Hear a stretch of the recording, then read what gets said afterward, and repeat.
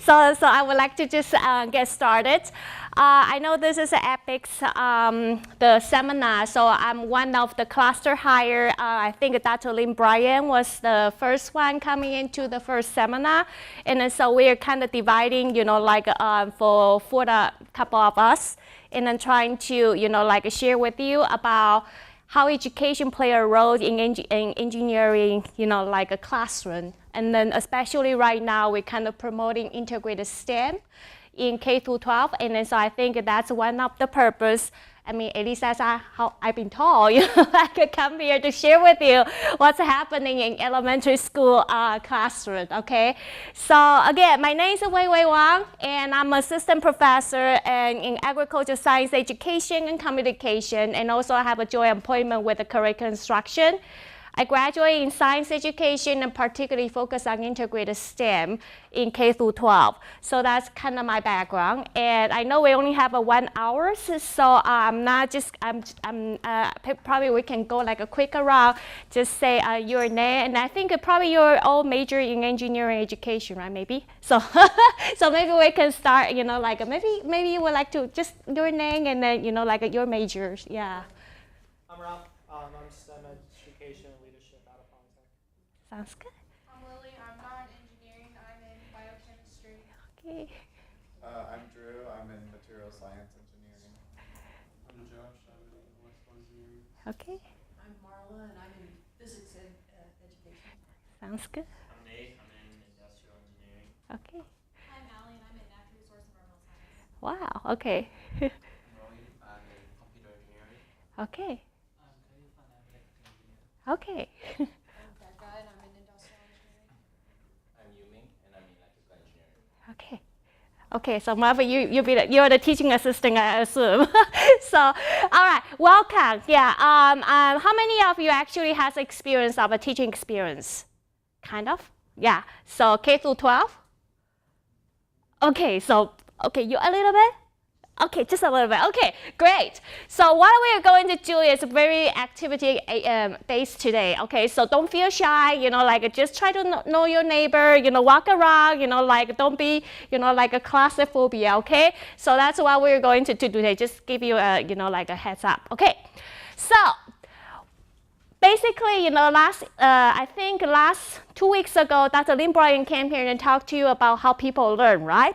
So now we're getting into a little bit deeper, now we focus particularly on the elementary school students. Okay, so what I would like you to do is maybe 2 or 3 people, kind of talk about, we have a lot of whiteboard here. Hopefully we have some, yes, we have some of the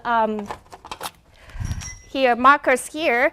So you're going to talk to your, peers. Think about yourself, as I know it's probably a little bit far away, like from you, like as elementary students. But think about how they learn. What's their ability to learn? Sometimes, people think elementary students not very, smart, right? And then so think about that. And then imagine if you're in the elementary school classroom or, your elementary school students. How do you perceive, you learn or student will learn in that classroom? What, overall, what a classroom looks like, okay? And is there any, preferable teaching or learning style that you think can help, you learn well if you are being the elementary students or elementary students can learn? Does that sound, very clear to you? Basically, just work, trying to memorize, when you were, a first grader, second grader, how your life looks like, okay? So I don't think it's going to be too far away from now, right? So you write down some important concept when you're back after your discussion. Write down some of the concept, and then we will share that later, okay? So you have some board here. You can write on that, or you could discuss in, within the table, and then so then finally to come to conclusion, you can use some whiteboard here. Okay? So I will give you probably like maybe 5 or 10 minutes, to do this activity.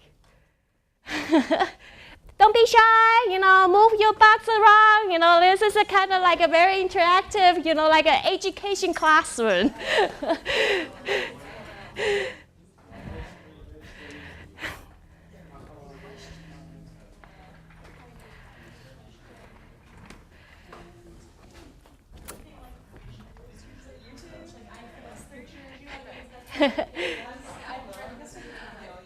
Oh, you know what? You can join together. It's fine. Yeah, just super. Yeah, just yeah, super group. Just join together.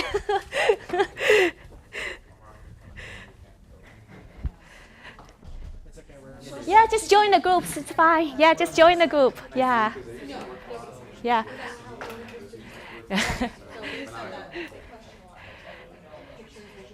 Yeah. Yeah. Yeah. There's the board right there. They absorb everything. So What is it like? Trial, like, Because it's so much easier to learn languages and Ooh, I heard something like a project-based learning. because they like, yeah. That's when you're I bet developing that your they learn more than I think their brains are more pliant than they are when they get older. And even though if you have like some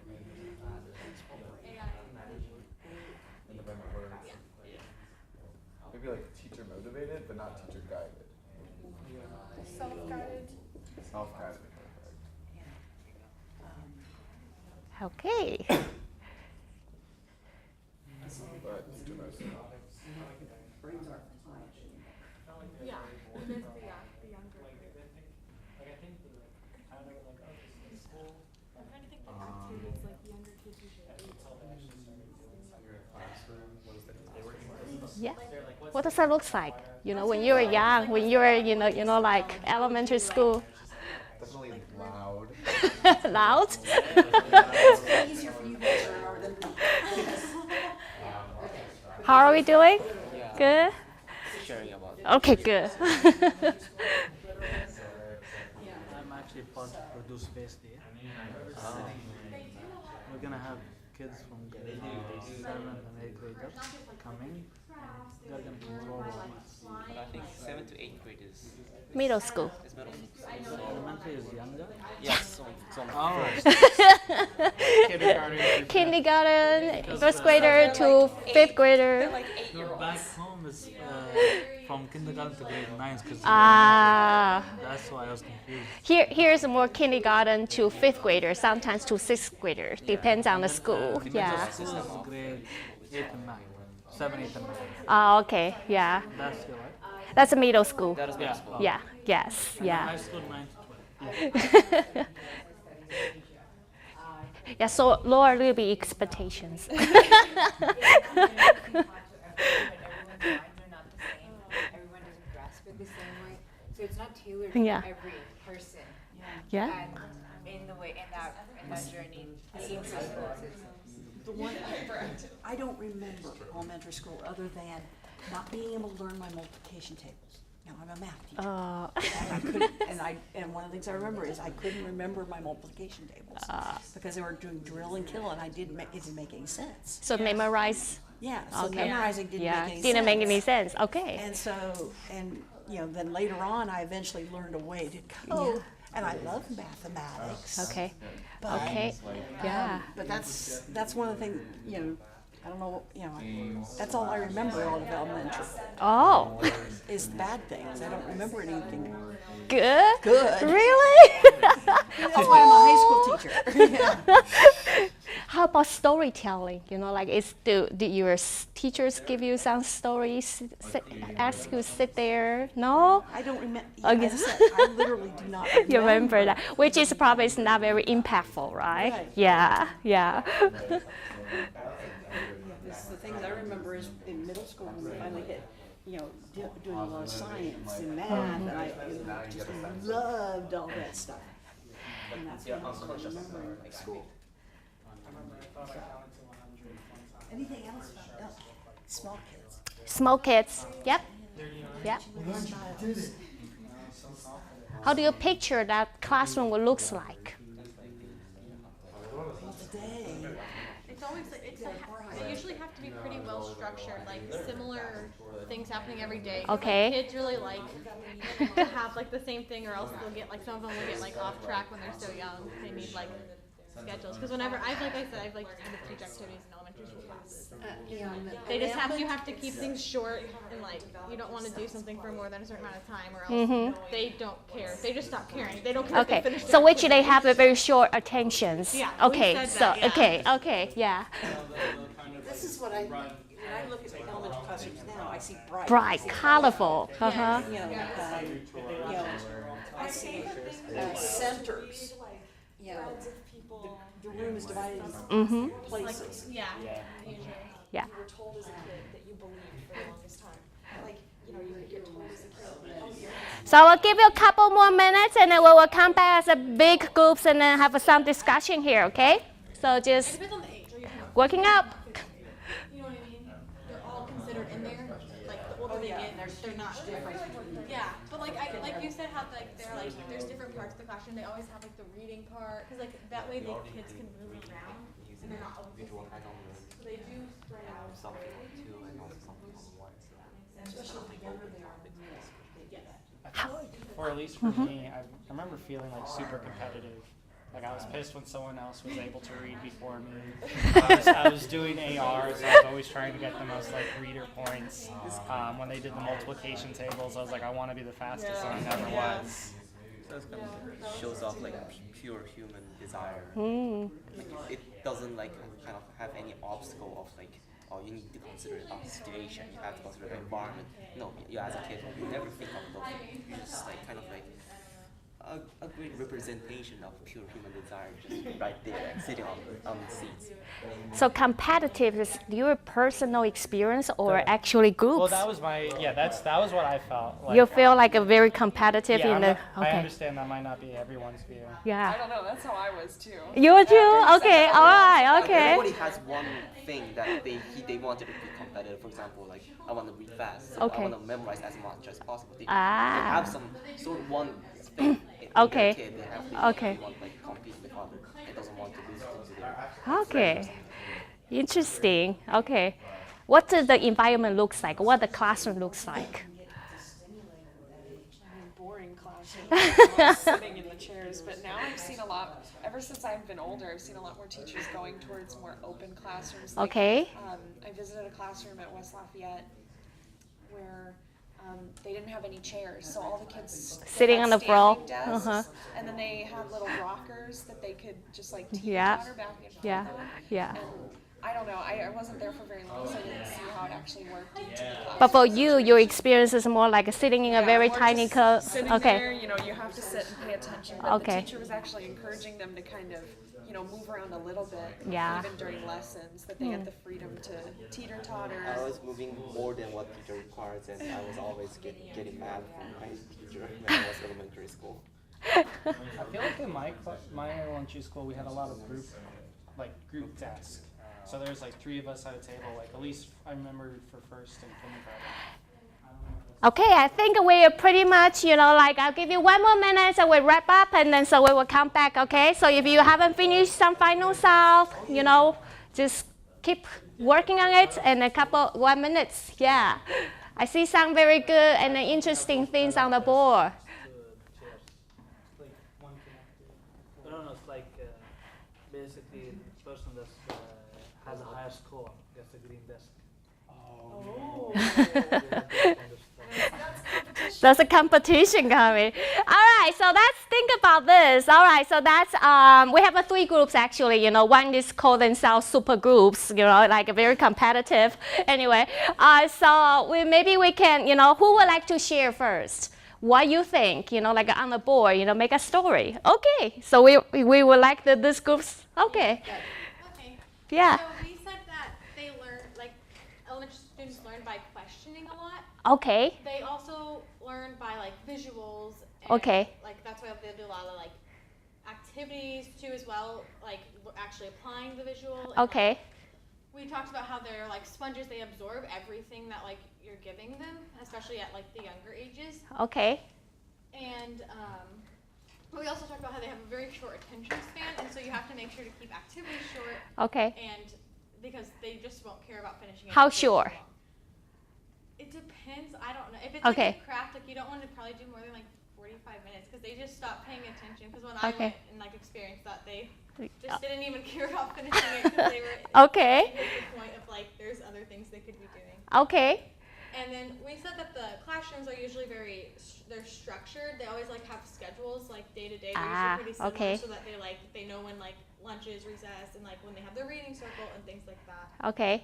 They're usually like bright, colorful, and then we said there's like different parts of the classroom. Like there's usually like I said, the reading circle. There's a desk in one place. They can always sometimes they have them come up to the front just so they're moving around and not like sitting in one spot.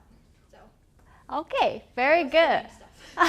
And you say doing craft activity, you know, kind of those type of things that probably can just hands-on activity maybe can help them to learn. Okay, great. Any question for this group? I do have a question. So when you say questioning, you know, they learn faster through questioning, do you mean like a teacher ask a question or the student ask teacher questions? I was thinking more the students like ask the questions, yeah, you know, like keep asking. Questioning like what you're telling them. Okay, okay, so good, elaborate that part. Okay, any next groups who would like to, you know, like share your thoughts? Okay. So we agreed a lot with the first group. However, we did want to encourage project-based work, preferably long-term based projects. Maybe they're working a week or two on one particular thing. Okay. That's a skill that I wish that I had learned in elementary school now that we're doing 12-week projects, not books. We also wanted to work on independent work. So the student is really learning or solving this problem by themselves. We said self-guided but teacher motivated. So they still have a reason to do it, but they're not being given the answers by a pamphlet or a packet or a teacher. We said that classrooms are loud and colorful, a lot of distractions, very energetic, and involve a lot of moving parts, which we wanted to designate into couple different areas. Okay. The reading zone, designated reading times. We also wanted to use games and reward-based learning. We thought that that's what elementary school students wanted to use, as well as creating motivation like the gold star or something. We also wanted to, we also thought that a sense of ownership of the classroom was really important. That's like doing chores and so they would learn things like sharing space and, you know, developing some sense of ownership and community and things like that, as well as some sort of physical transition between you know, different subjects that you're teaching, because I know a lot of elementary schools only have one teacher per class, so we kind of wanted to put some actual separation between the individual subjects, whether it be desk switching or lunch break or okay. Okay, one teacher maybe faces 30 kids, right? Yeah. So any question before I ask my questions? Okay, yeah. So about like your subject thing, so like some elementary schools actually do that. Like if like there's 5 fifth grade teachers, each 5th grade teacher will teach a different subject and they'll actually rotate classrooms. I know not every elementary school does, but they actually do that. Right, So, mine did like helpful. science and math was one and reading and Yeah, writing was the other. Yeah, so pretty much like integrating everything. Yes, yeah. So my question to you is, okay, so can you elaborate a little bit more, like what do you mean by self-guided and then teacher motivated? Can you give an example? So for instance, if they were to be building something using some sort of block, if the teacher was to say, I would like you guys to build this block and it needs to be able to do these 3 things as a building. Okay. And the students are given free reign to build however they want.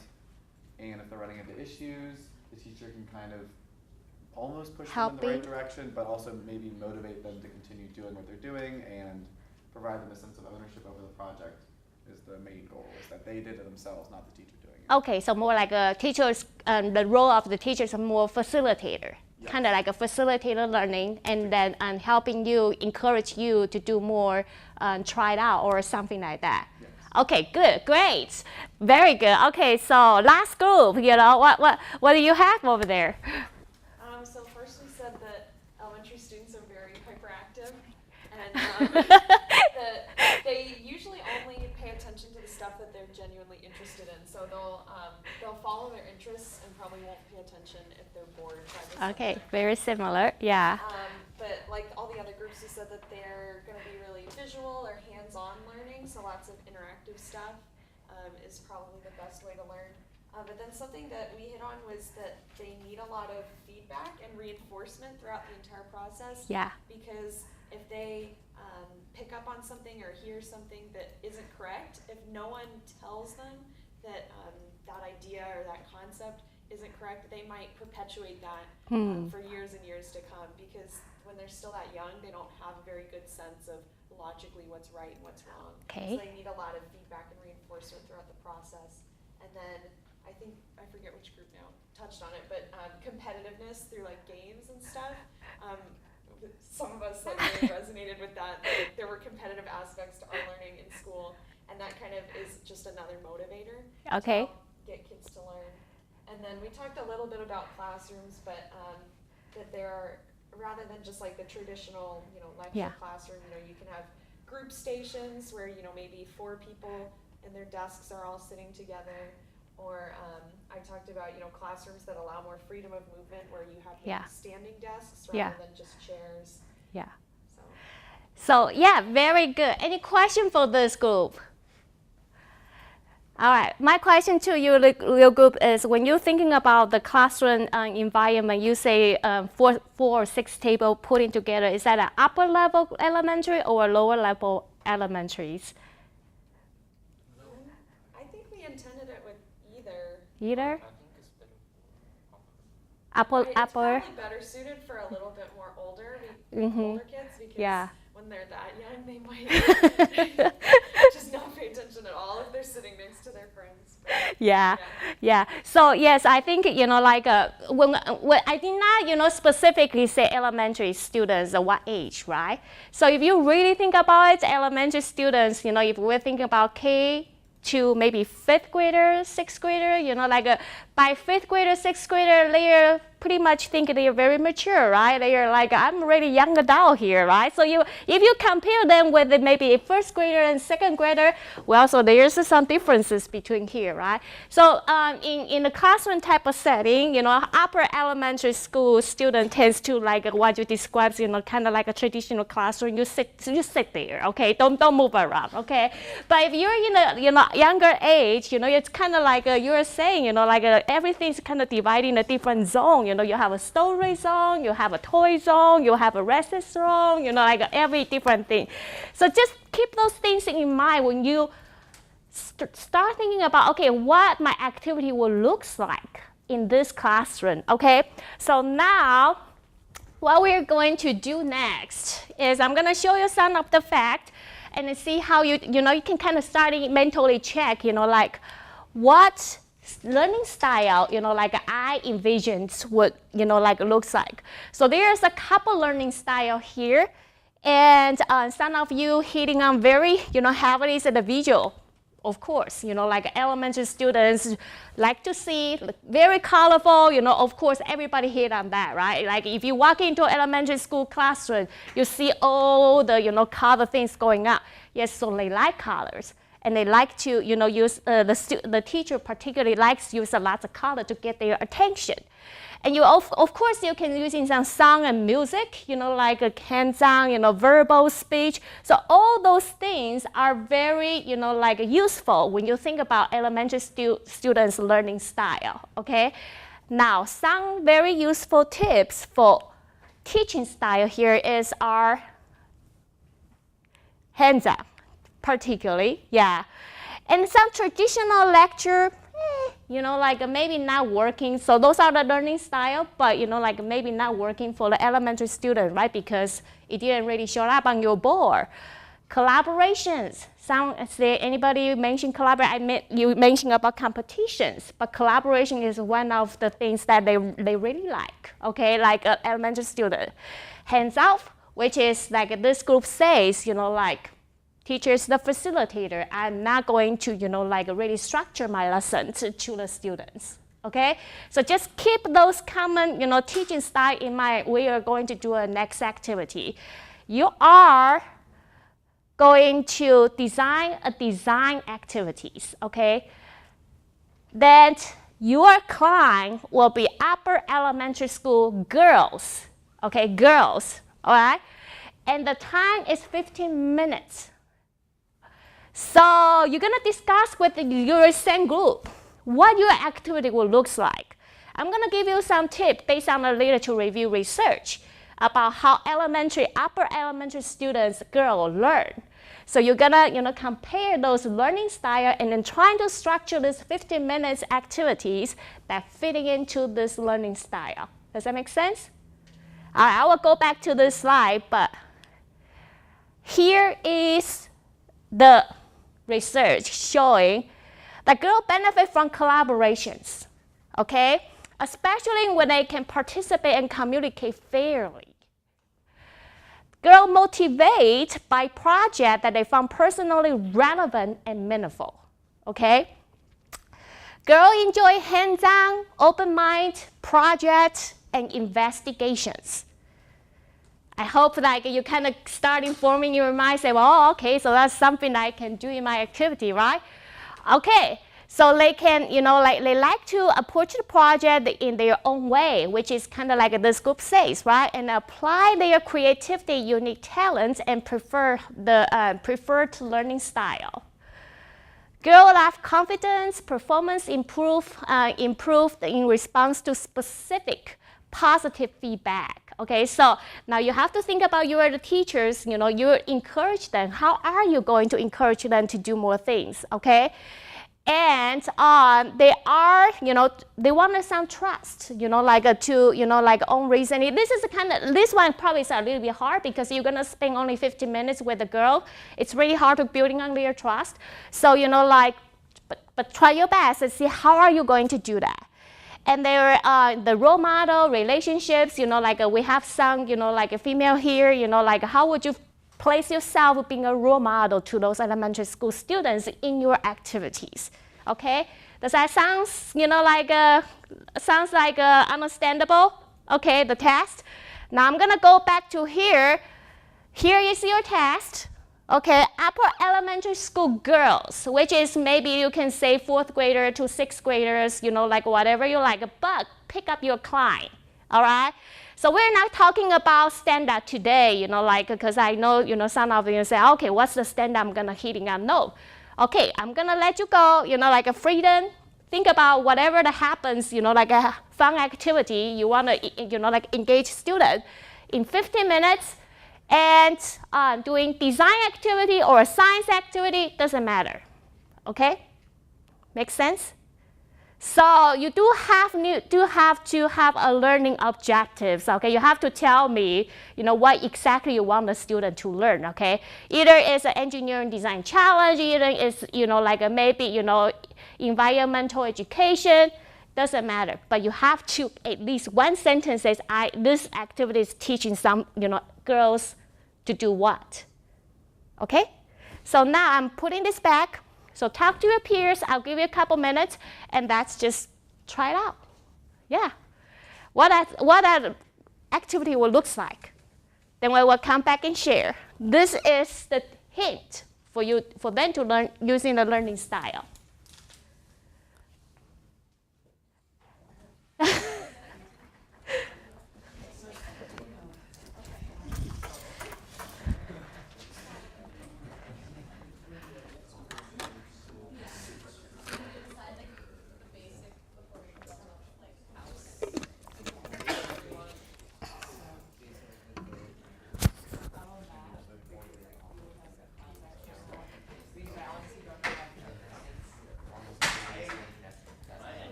We have 3 people there. Would you like to join them, or you want to join this? This is a big group. Okay.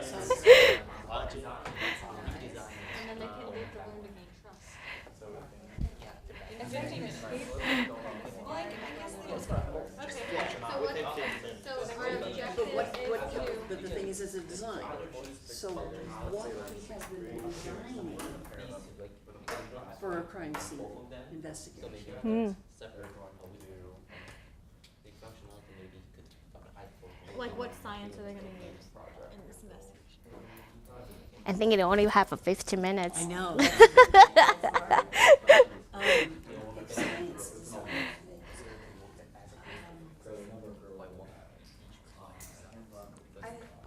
I like that aspect that you brought in of applying it to something that's very present in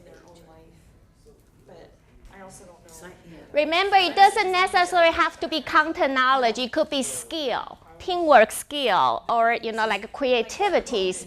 Those are come too, okay? Because 15 minutes.